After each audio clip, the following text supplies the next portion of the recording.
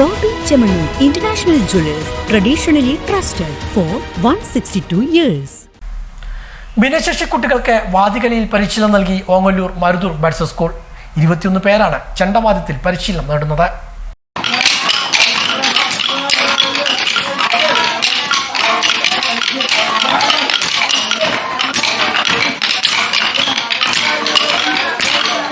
ഓങ്ങല്ലൂർ പഞ്ചായത്തിലെ മരുതൂരിൽ പ്രവർത്തിക്കുന്ന buds rehabilitation സെന്ററിലെ കുട്ടികൾക്കാണ് ചെണ്ടയിൽ പരിശീലനം നൽകുന്നത്.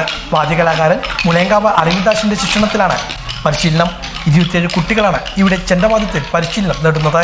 52 ദിവസം കൊണ്ട് കുട്ടികളെ ചെണ്ട കൊട്ടാൻ പഠിപ്പിക്കുക എന്നതാണ് ലക്ഷ്യം. 40 അംഗങ്ങളാണ് ബഡ്സ് സ്കൂളിൽ ഉള്ളത്. ഇതിൽ 21 പേരും പരിശീലനം നേടുന്നുണ്ട്.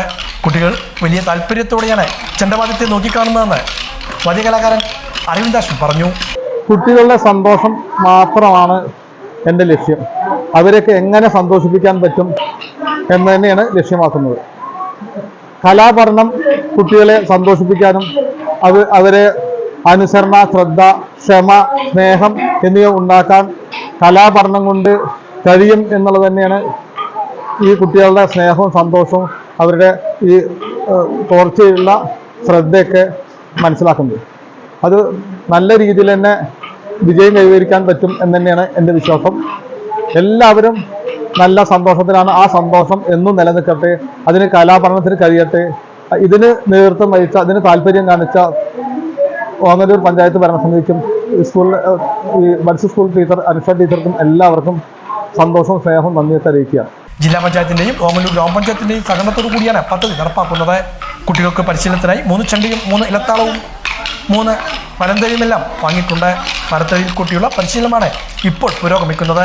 ബഡ്സ് സ്കൂൾ പ്രധാനാധ്യാപിക അനുഷ അയ്യപ്പന്റെ നേതൃത്വത്തിലാണ് ആവശ്യമായ സഹായങ്ങൾ നൽകുന്നത്. ചെറിയ ചില ആശങ്കകൾ ഉണ്ടായിരുന്നു. കുട്ടികൾക്ക് ഇത് എത്രത്തോളം ഇഷ്ടമാകും, അവരെങ്ങനെ സഹകരിക്കും എന്നുള്ളത് ഒരു നമ്മുടെ സംശയമായിരുന്നു. പക്ഷെ അതിനൊക്കെ നല്ല രീതിയിൽ കുട്ടികൾ ഇത് ഉൾക്കൊള്ളാനും അവര് ഓരോ ദിവസം ചെല്ലുന്തോറും ഇതിൽ ഒരുപാട് താല്പര്യം പ്രകടിപ്പിക്കുകയാണ്. അത് തന്നെയാണ് ഏറ്റവും വലിയ സന്തോഷം.